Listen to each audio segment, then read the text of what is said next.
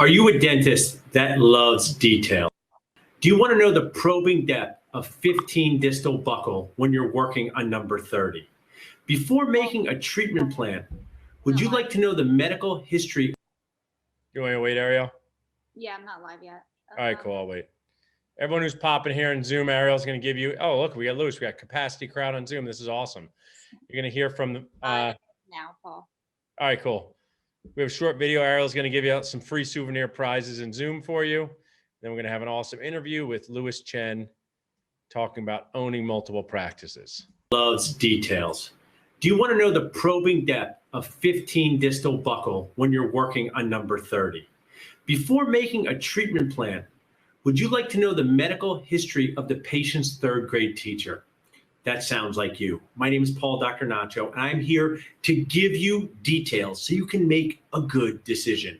We are having Dentist Super Boost coming up February 26th to 28th, and we have so many amazing speakers, my awesome friends. And whenever I ask someone to come to a CE course, very few people are like, oh, sure, I'll be there. Like, what's the topic? What's we going to have for lunch? Are they going to talk about practice management second or third? Because if they talk about a third, I'm not coming. So here it is. You can see the flyer here. I'm going to bring it to life to you. Who is speaking at Super Dentist Boost? And if you want a Nacho Nuts deal on ticket pricing, just text Boost to 215-543-6454. This entire event is virtual, but you can earn live CE from your couch to help you fulfill your state license requirements and have fun along the way. So we have my amazing friend, Dr. Mitchell Rubenstein, talking about how to deal with anxiety during clinical dentistry. If patients are too scared to get in the chair, it's very difficult to do work. Mitchell's going to help us with that. Dr. Todd Fleischman on his awesome smile transformations. We're going to have Dr. Mark Costas, one of my friends, who is going to talk age is just a number, but EBITDA, that's for real. The business skills you need to survive, the leadership skills, the profit skills. Okay. We're then going to have the amazing duo of Marcus Cowan and Lewis Chen, two young dentists doing fantastic things. Their focus is going to be on implant dentistry, a little bit about digital dentistry. We're going to find out more about them. So we have an awesome first day, Friday, 5 clinical CE credits, 1 practice management credit on Friday. What happens on Saturday? First, you get up. If you have kids, ignore them and tell your spouse, who's the non-dentist, hey, you got to watch the kids. I got to do work. Get out your phone, get out your iPad, get coffee, get a mimosa, and get ready for Saturday. We have Endo, one of your favorite topics, by Dr. Brett Gilbert. We have a practice management panel with phenomenal human beings and speakers that will talk about team harmony, customer service, and how dental insurance works. Dr. Stephanie Mapp, Dr. Robert Pick, and Kira Dent. The afternoon on Saturday, get ready for it. Hope you get an old-fashioned ready, because I know our speakers like that. Dr. Dimitri and Dr. Audra Ward will be talking about perineal and soft tissue grafting. So that's Saturday. 4 clinical CE credits, 2 practice management credits, all free to watch on your couch live. Then what happens on Sunday? Super Dentist Boost is modeled after the Super Bowl. Super Bowl Sunday, Super Dentist Boost Sunday. We have the amazing Dr. Scott Levy talking about endo for the GP. One of my great friends, the hilarious Artie Volker, talking about restorative dentistry. All the way from the UK, we're bringing him here on Zoom, the resin rock star himself, Dr. Jason Smithson. That afternoon, Sunday afternoon, we're going to have Dr. Fadi, one of the Perio Amigos, Dr. Fadi Hassan, talking about soft tissue grafting. Again, I know you guys love fixing recession. There's recession. We fixed it. I know it's one of your favorite things. Fadi's going to talk about it. Then we're going to have an amazing finale with Dr. Rob Slough, a surgical prosthodontist who I have the honor of working with in my office. We're going to talk about full arch implant cases, immediate full arch implant cases, how to plan them. Do you want to refer them? Do you want to place the implants? Do you want to restore the implants? How to get you started on this journey responsibly. So to be part of Super Dentist Boost, earn live CE from your couch, just text Boost to 215-543-6454. If you want to know any other details, what's Kira Dent's favorite color? Does Stephanie Mapp have a dog? She does. How much can Mark Costas bench press? Just reach out to us at boost@dentalnachos.com, and we will give you those details, because I want you to make a good decision. Super Dentist Boost is a great decision. You're going to be so glad you did it. Sign up, block it out, earn, learn, and have a great time. Thanks, guys.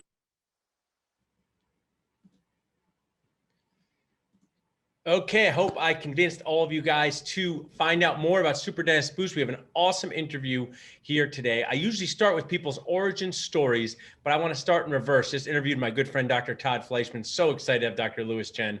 So Lewis, before you tell us all about yourself, what did you do today? Tell me about today in your dentisting life, your Lewis life. Just tell me about what did you do today, then we'll go back.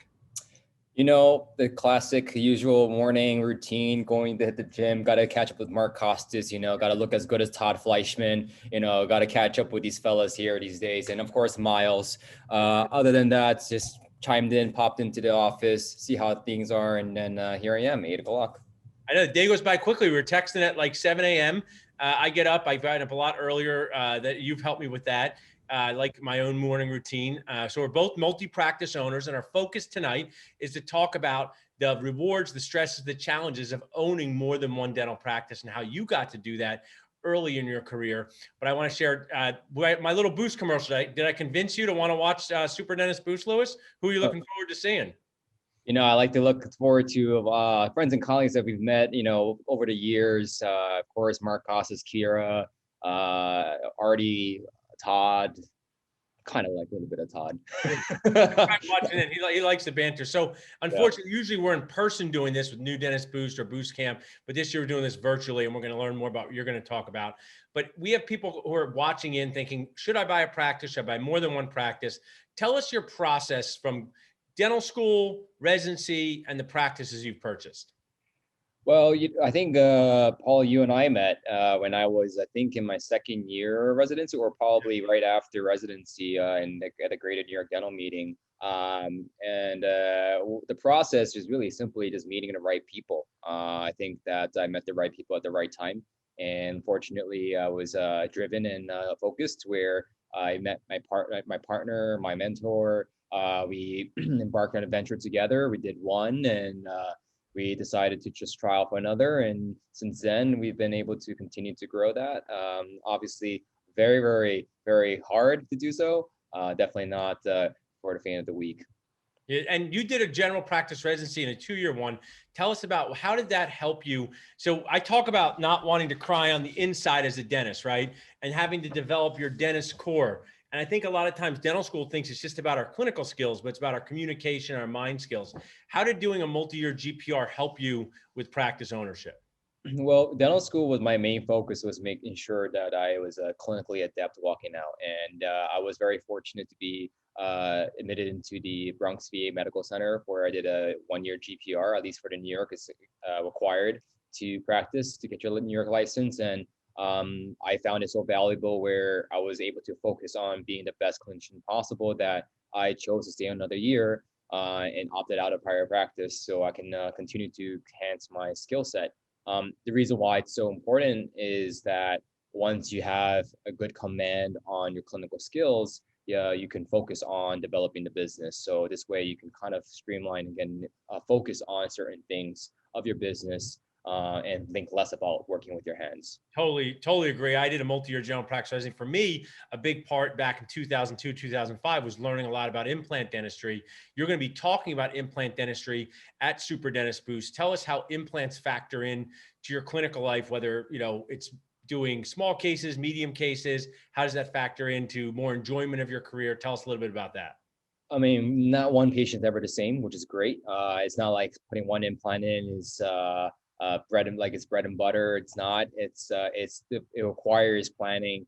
Each person is individualized. Each implant, each surgery is individualized. The beautiful thing about being in-housing it is the fact that you could in-house your treatments, and therefore see the patient from beginning to end in their journey for a healthy permanent tooth. Yeah, it's awesome. And you've given some great implant content. It's going to be great. Now let's talk about, so I have 2 small humans that live in my house. Some people call them children. And I talk about owning a dental practice is like having a 3-year-old that never grows up for the rest of your life. So some parts are awesome, some parts are annoying. So let's talk about what's something awesome and annoying with Lewis and Paul that happened to you today as a practice owner. I will go first, okay? So I work with a surgical prosthodontist now. I have 9 dentists that work with us in 2 locations. I love the collaboration. Dr. Rob Slough, who's going to be speaking at Super Dentist Boost, It's like one of these superhero dentists that does immediate load implant cases. So I got a chance to talk to a 72-year-old. I did all the consult, and he committed to doing a full arch upper immediate fixed implant case. So an awesome thing. We get to rebuild this smile. We get to be productive and do cool stuff. That was the awesome.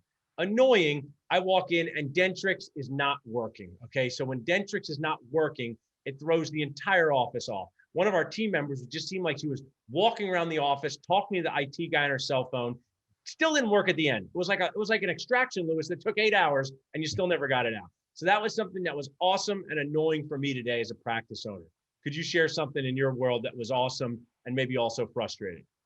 Awesome, because I think that we are able to kind of pursue our own vision of what we want to achieve at a multi-practice owner, which is great. I think that you can put everything you want. You can develop whatever you want. You can develop and create that culture for your team, which is, I think it's so crucial.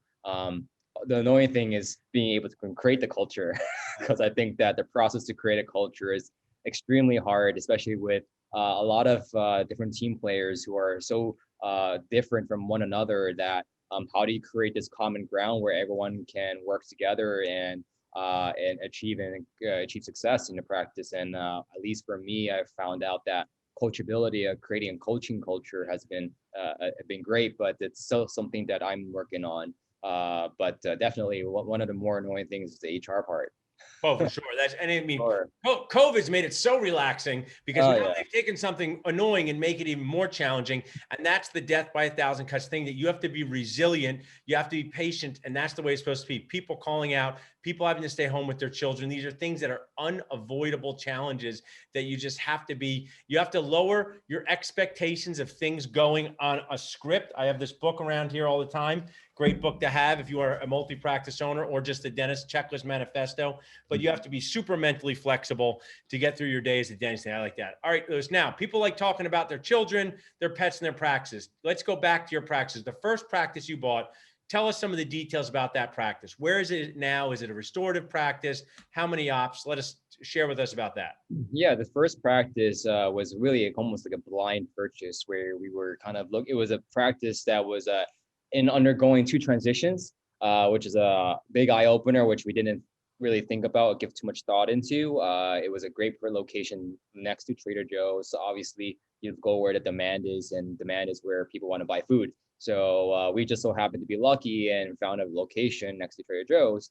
But little did we know how much effect or how much influence it has on your patient retention, where the person we had purchased it from had just purchased it a year ago prior to us. So we had lost so many patients through 2 transactions. And that is something that we definitely overlooked. And when we started it off, I will tell you, our monthly revenue for a few months was only $6,000, that's including insurance checks. And that was barely covering overhead, payroll, rent. So definitely hard. But over the years, we've learned to acclimate to the pressing forces, and we are lucky to have now an associate, full-time hygiene. So over a year and a half of struggle, it's coming around. And you said something really valuable there, really great content and valuable share. But you said, when people ask someone a question, when you're a dental student and you want to find out what to do next, or you're a new associate, you want to find out what to do next, this is the question you should ask to people.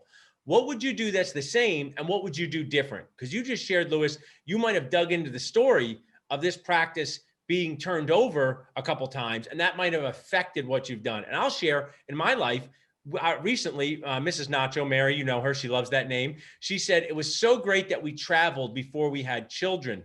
And you want to know why? One of my friend's wife said to us, who was sitting there with 2 children, take trips before you have children, because you cannot take them later. And we went to Capri and Positano, and it was a great trip. So that was something she's saying she would have done different as a parent. So ask practice owners, what would you have done the same? What would you have done different? The second practice that we bought, I overpaid by at least $30,000. There was no dental nachos. There was no podcast. The broker was a dual rep broker, huge red flag. And she said, there's a ton of demand for this practice. So I just paid the asking price. Now, being a dental broker, I know that I could have paid at least $30,000 less. So that's frustrating to me. I'm not going to cry in my nachos, but I wish someone had told me, hey, the metrics of purchasing a practice in 2011, you don't have to pay the asking price. You could have paid less. So that's really a really great share. So that's your first practice. What's about the second one? Second one was interesting. So during the first acquisition, my partners and I also built another practice. So we built one in New York City. So the second acquisition was actually in May 2020 during COVID. So that was an interesting purchase. A lot of yays and nays, really kind of flipping a coin, and it's a game of toss up. We'll see what it lands. We were lucky that it's in Hoboken, New Jersey, which is basically New York City of Jersey. And we're right across from New York, so you can see it. And let alone, it was a penthouse view. So obviously overhead is extraordinarily high. And my partner was very adamant in wanting to purchase the location, and I was not, given that our first initial acquisition was still in the works. And why get another one and have two work in progresses, large work in progresses? And I only, on the flip side, I said I'd only go if we, decrease our asking price by, $50,000, right? Which we did, and they said yeah. So we committed ourselves to the acquisition after the fact. At least you saved 50 grand there. Now, tell us about that was good for escrow and the security deposits and all that stuff. Yeah, that's great. Your third location, is that Beam Street? That was the second location. The third location was the Hope with the acquisition. Gotcha. Oh, cool. Gotcha. So now, which office do you spend the most time in yourself?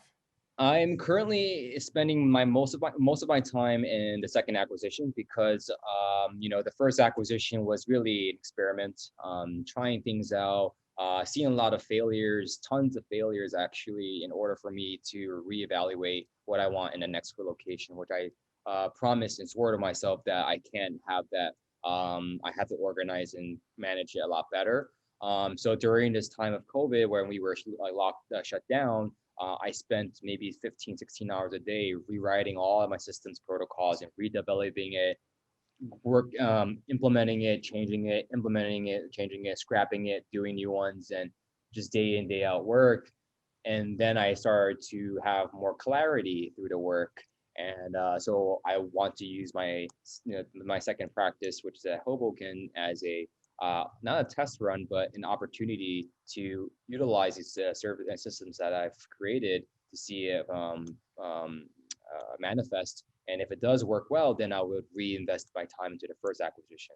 Yeah, that's such, systems are so key for keeping your sanity. It's not even always, it's really, people talk about systems and they think about profit, but it's really about your owner's sanity. So that when you walk into an office, certain things are the same, or if somebody's out, it's not like we need people to be able to pick up the slack. So I think that's awesome. And that's why at Super Dentist Boost, I know dentists, Lewis, they love the hands part. Jason Smithson, composite. Artie Volker, composite. But believe it or not, dentists are usually pretty good at that already. What about the mind and the words part? The stuff that Kira Dent and Mark Costas talk about is really the stuff that allows you to grow and allows you to live the dental life you want. Because if you never get it, you become a practice owner. Even under the best of circumstances, it's a stressful endeavor. But if you don't have the right systems in place, it could just be totally nacho nuts to go into your office. Mm-hmm. I'm still nacho nuts. It never ends. You see one, you change it again, and you go through multiple iterations of it, only to go back to square one and you do it all over again. I would encourage, we have dental students watching, young dentists, go and observe practice owners. Because I think that people, what you said is funny. If someone came to my office on Wednesday and they might be like, are you having a bad day? I'm like, no, I'm just having a normal Wednesday. This is how it is. I think before you're a practice owner, it's hard to feel that. That's what I want to ask you next. There's associates out there. You have an awesome Instagram following, Dental Nachos Facebook group, Instagram following. Let's say you're an associate and you're thinking about buying a practice. What's one of the big mindset shifts from being an associate, just doing clinical dentistry, running your operatory, being a good team player, to now being the owner, the person? What are the things that changes in your mindset, your behavior? Tell me a little bit about that for you, Lewis. That's a great question. That it's something that you learn over time. Is people management. But it's almost funny because back when we were younger, we always think about, oh, we get along with a lot of people. It's only until you delegate things to achieve results where the conversation gets tricky, especially as a new dentist, where I look very young and trying to deliver these firm affirmative actions is hard to achieve, right? So I think that over time, when you become an owner, is not only just the clinical dentistry that you have to handle, it's the business plus the people, and the people will help support the business. But if you cannot support the people, the business will not be supported. That's such a great quote to people to learn from, because the people are the biggest part of your business, and the people really are your team and patients. Someone said on a Facebook group yesterday, and it was funny, I'm a practice owner, I don't work for anyone. I go, that's not true for me. I work for my patients, and then I work for my team, but especially the patients. And that's just part of doing it. There's great rewards and a lot of benefits, but like I always say, there's a lot of nacho nuts of fits of being a practice owner. For me, I'll share, 15 years into it, it's just that you're always thinking about the business when you're not in the business, and that's okay. But you have to think, am I thinking about things that are toxic, not right? Am I thinking about things, how to grow it? Am I thinking about what happens next? I think the being able to do clinical dentistry and then also think about the entrepreneurial stuff at the same time is just a muscle that you need to develop. And that's why you said something awesome, Lewis, relying on great people, relying on coaches, meeting new people, seeing how people just do things differently. I mean, share a little bit about, Lewis, you have been such an awesome guy to work with. I just ask you to do stuff. You say, okay, from when we met. So I drag you to Philadelphia to New Dentist Boost Camp 4 to be a teacher, drag you to the New Dentist Boost Camp 5. Tell me about some of the people you've met and some of the impact they've had on you. I mean, honestly, the people I've met have been just lifelong colleagues now. Like I would have never thought that I'd be able to meet someone like yourself and be connected to a vast network of individuals who are also equally like-minded in growth and being generous, being giving. Meeting Miles, Todd, Artie, and all those folks at the camp has been great, because I think everyone comes in with a great heart, and they're really great people. And I just love the culture that's created in the organization and community that I've met, is that everyone's willing to learn, and they're just all so giving. And I've always been attracted to people who just give. I appreciate that. I mean, life, I always say, nobody really likes the dentist. We might as well like each other. Might as well get to know each other, have more collaboration, less competition. I want to wrap us up with this, Lewis, and people can ask some questions in the chat as well. This is a really good opportunity to talk to Lewis. But I'll wrap it up with this, Lewis. If you were somebody graduating from dental school or residency in 6 months, this is a crazy time for them. Let's not pretend that this isn't different. This is different. There's a pandemic. There's challenges. I did not have to deal with this in 2002. You didn't have to deal with this when you graduated. So what are some positive, inspiring, but also some realistic advice you would give to someone who's finishing dental school, finishing their residency, and about to step out into the real world for their first associate position? I think that the market is still very available and open, because I think that because we're not being shut down, and the measures that we take in the dental practice and the dental office is being more and more rigid and strict. And I think that those who would have closed, the office would have closed. And that gives an opportunity for young associates to actually see that as an opportunity to purchase practices, buy off practices, or join practices, or help reinvigorate practices. I think that it's actually a very nice time for associates, because I think that there's a plethora amount of opportunities out there now than there hasn't been, prior to COVID, because of the saturation. Now it's becoming more and more desaturated. So I think there's a lot of openings. I think that being a dentist is always great too. I think that having a skill set that's irreplaceable, because you always need to go to the dentist, is also, of course, a security.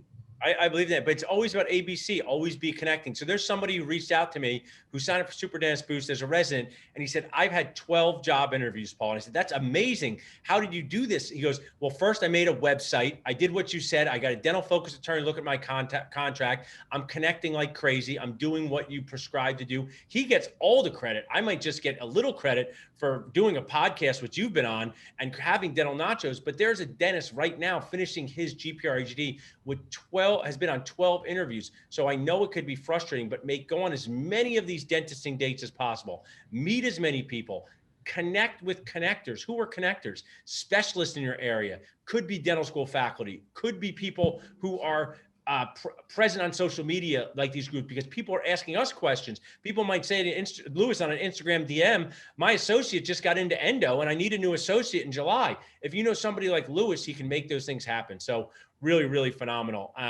As we wrap up here, I just want to say, if you text boost to this number, you get a chance to see Lewis and a bunch of awesome people speak. Lewis, I'm not going to let you all out of here without either saying, how many bicep curls did you do today? 1,000 or 2,000? -1,000. Oh man, There Lewis. you go. And also, you have such a great Instagram presence. How can people follow you on Instagram? And this is yours. What would you do on Instagram as a dentist? You share stuff about your practice, your life. I think that's awesome. Just tell us a kind of word or two about how you could use the power of Instagram to share your story. These days I've been able to utilize Instagram and social media as an opportunity to just connect with a lot of other people that would have not connected. Just like I had met, you at the Greater New York Dental Meeting. I don't think I would have been able to if it were not for the power of social media. So I think that others could use it as a medium to generate new patients or get new patients through virtual consults these days. But for me, I think my primary focus is to make sure that I can get to know more people through this global network and just connect with a lot more people that I would have not been able to connect with. And I will echo that as a medium-aged dentist, a 43-year-old. You're a lot younger than me, but I like seeing your Instagram because I like to see what you're doing, and it's nice. I see, your office. I see stuff you're doing. So Instagram, I think, to me, is just a great way to share your story. So utilize it in a way that is powerful for you as a young dentist or a new dentist or a medium-aged dentist, so people can get to know who you are. And watch this, Lewis. I bet you this is a good question. So I have a lot of we have Dentist Job Connect. I love it. We're creating all these connections, across the country. But these older dentists, they're not on Instagram, Lewis, right? But when they go and interview an associate and they say, I interviewed this person from Dental Nachos, Dr. Smith, the owner dentist isn't going to look at Instagram, but who might look at Instagram in that office to check out that associate? Who might look at the Instagram account there? Everyone but that owner. Yeah, the staff, the hygienist, the assistant. So use it for fun. So they say, oh, look at this person. They like sports. They like this. They have a dog. So appreciate you being you, Lewis. I really am looking forward to the Super Dentist Boost. Errol, you can take us off Facebook Live. Facebook Live people, enjoy your guys' night. We'll hang on Zoom for a few more minutes in case we have a few questions. Thanks so much, Lewis. And of course, thank you.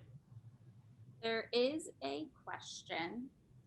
Cool. So we have, what are key points for when looking to buy a practice?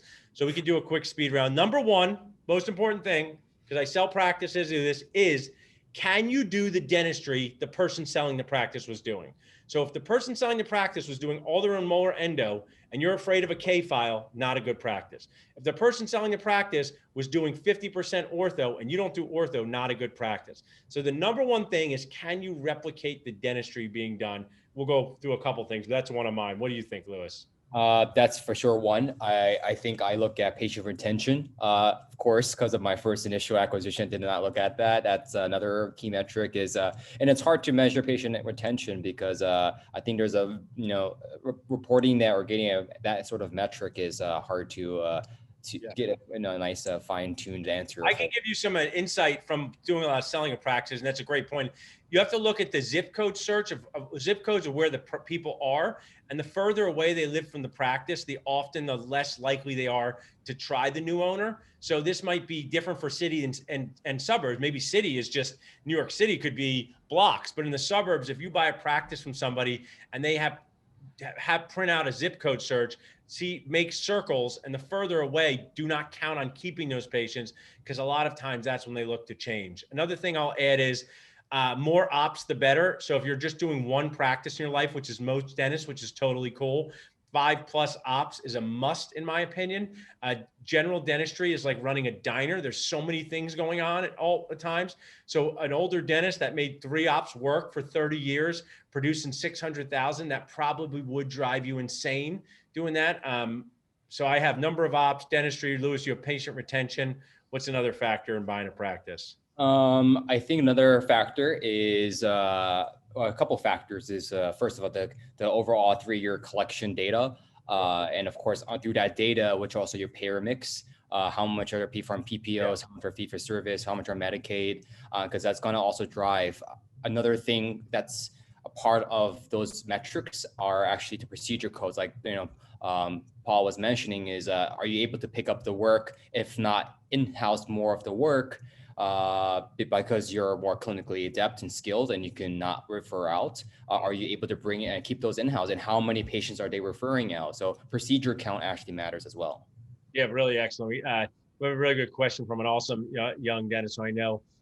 What are 2 key skills that a new associate coming out of dental school should focus on if they want to go into ownership early? So the key skill that I would share might be something that would be surprised me, but it would be really getting very good at everyday restorative dentistry, because you're taking over from a dentist who likely did this.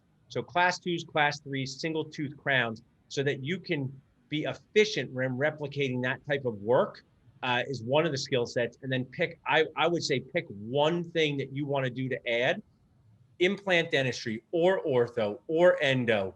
It's very difficult, and by difficult I mean totally impossible, for a general dentist to do general dentistry, endo, ortho, implants all well. And the main reason is you don't have the patient volume to do that. So those are my skills. Louis, how about you? One skill set is learn to code. Learn to code and learn insurance. That's the first key skill. I think that we can walk out, being able to do all the dentistry in the world, but at the end of the day, whether or not it's insurance will reimburse it as one, and number 2, whether patients can actually afford it, right? So the second other key skill is I agree, is being able to you can't be the jack of all trades. I think that you have to just be really good at a few things. I know that because with my associates, I don't do endo anymore. But I will do endo if I need to. But endo, I know that I can execute and deliver the treatment. Is just not my preferred choice of treatment for myself. So I would rather, focus on surgery where I find more enjoyment on. So, and it's important to just not, be the best at everything, because it's good to know when to say no. And I think that that also helps you, become a better clinician if you can deliver optimal results and great results on surgery. I want to share something that you'll resonate with you. Another good question. So I did a 3-year GPR. You did a 2-year GPR. So when I came out of my 3-year GPR, it's like I could make half court 3s for extractions. I can't do this anymore, but I could. I extracted so many teeth. So my dad's partner said, I'm going to give Paul, our new associate, some extractions for his schedule. So he should have gone over the case with me and all this stuff, but it wasn't his personality. So I just show up at 2:00 in my operatory for a 40-year-old guy, root tips broken off of the gum, endo treated with bone like a rock. So I could have done 2 things. It's such a good story. I could have said, I'm going to try to take these teeth out and I'm going to see what happens. But I knew from my multi-year GPR experience, it was going to be difficult or impossible. So I said, hey, you know what? I want to take a look. These are like a 10 out of 10 difficulty. What I'm going to do is I'm going to refer you to an oral surgeon right now. So I got my team on the phone. So I disappointed the patient. So I get him to the oral surgeon, Louis, right? So I was a young dentist. This made me upset, all this stuff. So I said, you know what? I'm going to call the guy. This is 2005. We used landlines back then. He didn't pick up. So I left a message saying, hey, this is Dr. Paul. Just want to see how things went at the oral surgeon's office. Next day, he calls the office. He goes, hey, thanks for calling me. I couldn't pick up last night. It took the oral surgeon an hour and a half to get those teeth out. She said it was the most difficult extraction, some of them difficult. So I knew, right? That was my knowing. So what you said is so valuable. You can always live to fight another day. Don't get it over your head. We'll take one more question. We'll let you finish up this. But I'm finishing dental school this May. When would be the earliest I can just transition into owning a practice? What would you say, Louis? I think that for me personally, there is no timeline. I think that if you're ready to transition to owning a practice, you by all means can. Just have the right people on your team to help you achieve that outcome. It could be, the broker, or you can get a dental attorney. Dental attorneys, I would recommend for sure. Anyone in those fields should be dental specific, because I think that they give you more valuable insight that if they were not dental specific. For sure, making sure you have your finances in order, because sometimes with acquisitions, if you're looking to purchase with a loan, it would require you to have a few years of W-2 income at the minimum, or liquid capital. Or if you want to even start your own practice, you need to make sure you have some liquid capital. So saving money is key if you want to buy practice. I think Really that good. You have to have 10% of the purchase price saved. Also, Mhm. buying a practice too early can be a real challenge for you emotionally and morale-wise, because you have to manage so many people in the office. So Lewis's points are great. A few things I would add is, see when you can predictably produce $4,000 to $5,000 a day, not every day, but just when you can predictably do 2 crowns, 3 fillings, and a night guard, and without having a lot of challenges, and that you can get patients to accept stuff. Being an associate gives you an opportunity to see how the practices run and see what you want to do in your practice. So I'm a fan of, don't jump into it too soon. Most people only own 1 practice. It doesn't mean that you should never do it, but look at as many as possible. And really, when you're ready to manage a lot of people, and managing a lot of people can be 5 people. So we see people, if someone, I know dentists, I know my dentist people, and you like numbers, I would say 3 to 6 years after school is like a good range for people. If you don't do a GPR AGD, it doesn't mean that's terrible. It just means that GPR AGD is a magical year for clinical training. So you might need more time in private practice to get your clinical confidence up to doing that. So that's just something I want to say. And I want to actually share something interesting, Lewis, which is great. An awesome dentist, Nacho, just called me. He worked for his dad for 2 years. Guess what he's going back to do next year? GPR.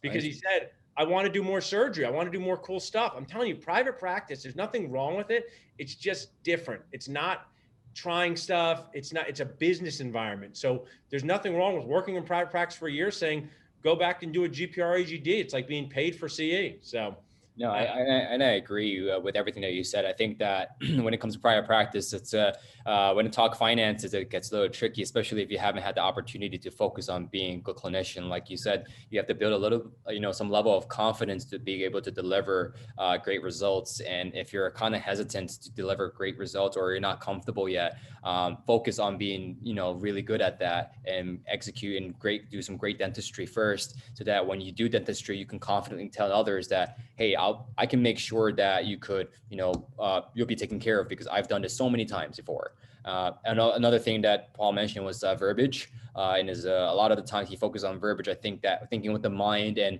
thinking with by actively listening and reacting in an empathetic way is key. That is not taught in dental school as much as it is taught in being an associate. So there is no rush into private practice or owning an office. It really requires some experience and some sort of time. That it does sometimes. Time does comes with wisdom. Yeah, I love it. So everyone stayed out at the end. We had a really nice person add a great piece of value. I'd love to have finished learning endo before taking over my office. It became too difficult to finish learning endo and improve after fixing up my office, because the business took up all of my time. Such a valuable piece of experience that someone's sharing with you. Learn when you're an associate. Stretch and take those courses. Invest in your C. I hope everybody invests $8. That's what it is right now in Super Dentist Boost. You're not only going to get to see Lewis, you're going to get to see Dr. Todd Fleischman, an amazing clinician, restorative, endo, implants, and more. I'm going to let Lewis finish up his night. I'm so impressed how many people hung out here with us on a Monday night. So thanks, Lewis, for hanging out. We'll finish up here and have a good rest of the night. You too. Thank you, guys.